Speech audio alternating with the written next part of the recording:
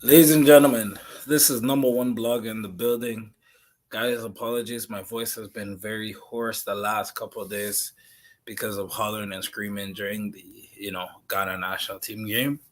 I was definitely busy, so I said, you know what, today is the best day for me to kind of sit down and put the analysis together in the Ghana versus Portugal game. All right, guys. Again, my name is number one blogger. I've been doing this for 15 plus years. And guys, let's get to it. My analysis of the Ghana versus Portugal game. Again, obviously, let's state the obvious things in the game.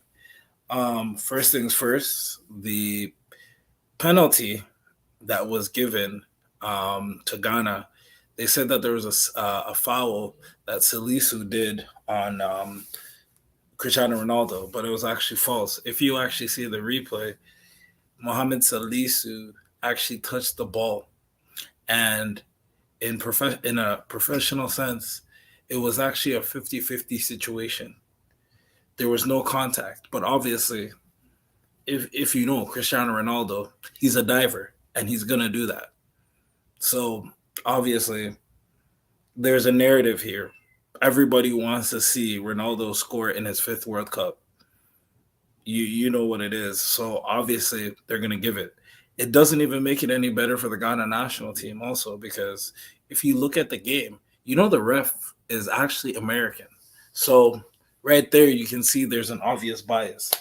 Another thing also too is I think Ghana played too defensive in the first half. Very, very defensive. There was nothing wrong with it, but I just felt that they should have probably read the game for at least 20 to 30 minutes and then said, okay, you know what? Now it's time to assemble. You know what? Let's press a little bit. Even if it was a situation of taking a few shots at the goalkeeper just to test him, I think it would have made sense. On the other half, too, I did not understand why. I did not understand why they had five defenders all the way in the back. Like, I just felt that they just packed up. It was too many bodies. Another thing also too, again, as I said, Ghana played very, very defensive. I felt like it got to the point where even Ghana's defense and Ghana's midfield were basically playing on the same line. They played too close together. A lot of people even said that, the worst player on the pitch was Thomas Partey. I disagree. I think the reason why people think that he was playing very bad is we see him as very offensive and an offensive killer. Offensive killer in a sense, he's gonna get you the passes, he's gonna get you the goals, but in this setup, he was playing more defensive. So I think because he was playing more defensive, um, people didn't really see what he was doing. You can obviously tell that it was the tactics of the coach to get them to play defensive for so long.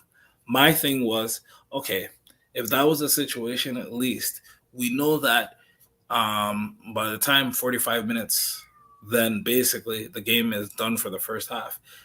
At least, why not in the last minute press? Do something. Another thing too, I keep saying over and over again is Ghana, they lacked confidence. Lacked confidence in a sense where they looked at it as like, oh my gosh, it's the almighty Portugal. Oh my gosh, it's Ronaldo. It's the God. I feel like they gave too much respect to Portugal and they shouldn't have done that. Understand, if Saudi Arabia can beat Argentina, then it shouldn't even be a situation. Ghana is obviously the better team, but they did not play like they were the better team yesterday, or a few days ago. I feel like the Ghana national team really played with fear, and they didn't really get it together until after Portugal scored the goal in the second half. My thing is this also too is that I felt like the coach wanted to play defensive the whole game, but when Ghana knew that they were down 1-0, they realized they needed to push. They realized they needed to open up, and then eventually, obviously, the connection between Kudus and Andre Ayew happened, where Andre Ayew scored that amazing goal. Another thing, also, you guys, I think you should look at is it was pretty pathetic that it was only Andre Ayew that was in the box to get that ball. Yes, congratulations, you guys scored, but it just shows that it seems like a lot of the guys that play for the Ghana national team, like the IQ is very down. People, and I just feel like a lot of them really need to build up their IQ. Another thing I also feel like when it comes to the Ghana national team, we lack a lot of preparation. The reason why I'm saying we lack preparation is like we literally beat Nigeria to qualify, and then we literally just started getting all these players to put together for the World Cup. They played like two or three friendlies. The first one they lost to Brazil. They beat Honduras by a 1-0 scoreline, and then you beat Switzerland. Okay, boo hoo. But it's like, how much time did you really have to prepare? Like as Ghanaians would say, the Ghana national team is talented, but the problem is you don't give them a time to acclimatize to each other. That's where the lack of chemistry comes in. So lack of belief, lack of chemistry. What else is the other thing? Lack of belief, lack of chemistry. Like it just goes on forever and forever. Another thing I also did notice was Sedu. He played really well. He put some fear into those guys. The only knock I do have on his game is the fact that when he got headbutted by the Portuguese player, instead of retaliating, I get it. You're in a situation. He should have just fell. Because the thing is, remember, the stacks, the odds and the stacks are against us. Regardless of what we do, we're gonna be penalized. So you gotta play a clean game as much as possible. Another thing too, I can't stress it enough. Kudus was our workhorse on the field, man. Workhorse. Like I can't stress it enough. He was making the passes, he was making the runs. And to be honest, if he didn't force that pass to Andre Ayew, we never would have scored. Another thing too is I felt like Seidu got away with a kick in the back of Joao Felix in the box, and they didn't call it. That I think definitely should have been a call. But the Cristiano Ronaldo call, no way. I don't respect that narrative. Um, Again, the game plan needs to be better because I don't know what that game plan was, and it needs to get better. Another thing too is that, as I said before, they're so hungry about this narrative of Cristiano Ronaldo scoring their fifth goal that it's just they basically gave it to him. Let's be honest. Cristiano Ronaldo played shitty the whole game. Cristiano Ronaldo was not a factor in this game. If it wasn't for that penalty, it would be nothing. We have to establish that.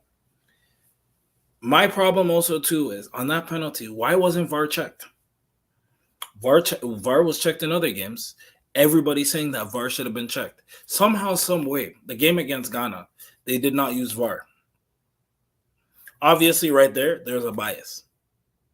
But regardless, Ghana needs, again, I think Ghana's problems actually lie on the psychological aspect.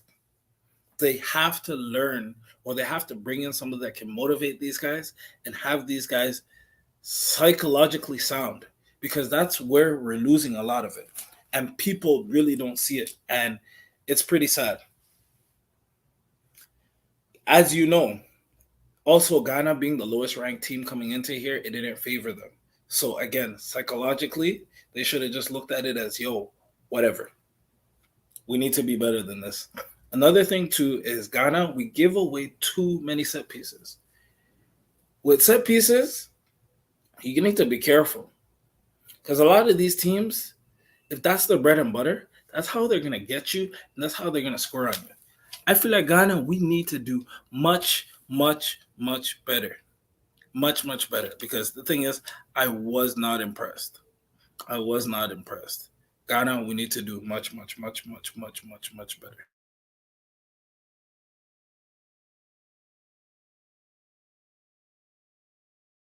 Sorry about that, guys. I just had to get a drink of water. In this game, I feel like the Ghana national team woke up too late. I felt like they didn't play their game. They more played a reaction for an action type of thing. They opened up when Cristiano Ronaldo scored. And you definitely finally seen a game. The game definitely was exciting more in the second half, but let's be honest, it's not about excitement. It's more the aspect of, you know, containing the game and controlling the game. But you could tell, obviously, Portugal controlled the game. That being said, I can't stress it enough. I got to give a big shout out to Andre Ayew for scoring his 24th goal in the 111th appearance for the Ghana national team. He's definitely been with us for a while. I believe he's been with us since 2008. AFCON in Ghana. I can't stress it enough. What a player. But Ghana, I think going forward, the best thing you need to do is you need to park a guy like Andre Ayew as a second striker. Reason why I say a second striker is, remember, he's tired. He can't run. He can't do a lot of those things anymore. So a guy like that makes more sense. Get a playmaker for him, and he can even play make for Inaki Williams, and it will be easier on him because he's tired. He did a lot of work last game, and you know, give credit where credit is due. Another thing, that goal by Liao, that goal was offside. I'm telling you, the Cristiano Ronaldo penalty and the Liao goal, the ref gifted it to Portugal. He just gifted it to Portugal. I only think the Joao Felix goal was the one that actually did merit. I would say it did merit, the only goal in the contest for Portugal, to be brutally honest. But other than that, I did not see other goals. Like, I did not see those two other goals even standing.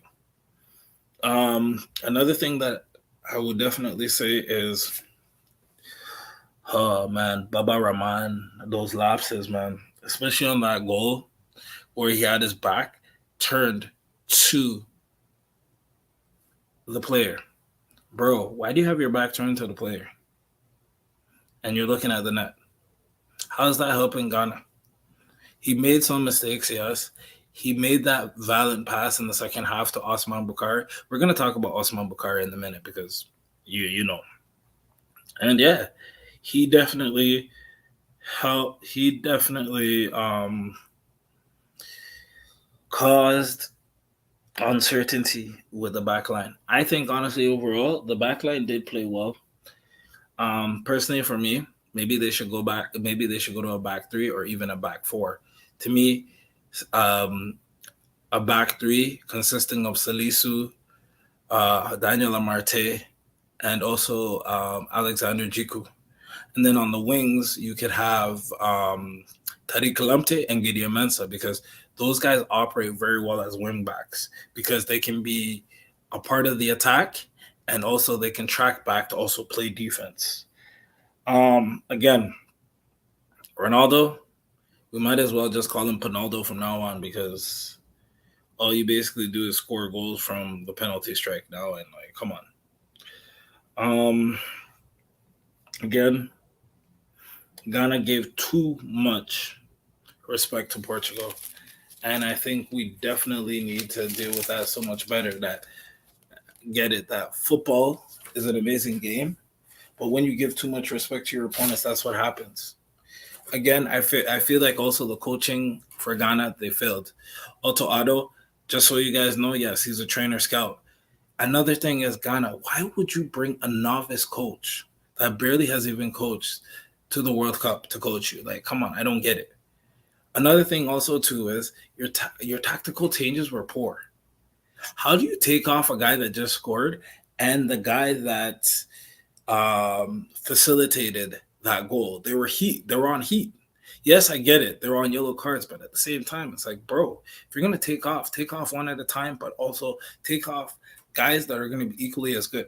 Like for instance, if you're gonna take off Baba Rahman, at least replace him with a guy like Gideon Mensah. If you're gonna take off Andre Ayew, at least replace him with a guy like a Free Banye. If you're gonna take off Mohamed Kudus, at least for Mohamed Kudus, stick in Kamaldeen Suleimana. But guys, this has been my overall review of the Ghana versus Portugal game. Ghana, I hope you guys get it together. Your next match will be on Monday against South Korea. South Korea will definitely not be an easy match, but guys, let's get it. My name is Number One Blogger, and this is my review of the Ghana Portugal match. One more thing actually. Shout out to Osman Bukhari for the goal. It was a sweet goal, but bro, what the fuck is wrong with you? You're down 3-2 and you're celebrating. Sue, yeah, I get it. It's the thing is to me, when you're down, you don't celebrate. Grab that ball and put it in the middle, and that's it. Again, now Ghana is the laughing stock of the world, memes and da da da da da. You did the Cristiano Ronaldo situation, guy. All I'm saying is going forward, let's be guided. Let's focus because we had minutes on. We had minutes. We could have equalized. Again, Ghana, I feel like you guys are not utilizing Inaki Williams too well. It's like you don't understand his game. Inaki Williams is the type of player where you got to work the ball in the midfield and make that pass to him in order for him to score. If you're not doing that, the thing is, Inaki is deemed useless. He's not a player that's gonna go get the ball and dribble and do all that stuff. Keep it simple. On the other, half, oh, that was a big blow. That Inaki Williams situation where he was behind the goalkeeper and he slipped. Yeah, he didn't slip once. He slipped twice. Maybe he overthought it in his head, but man, oh man, if he scored that, that would have been 3-3. But yes, my name is Number One Blogger. Make sure you check out my channel for more World Cup updates. Thank you. Take care of yourselves and bye-bye now.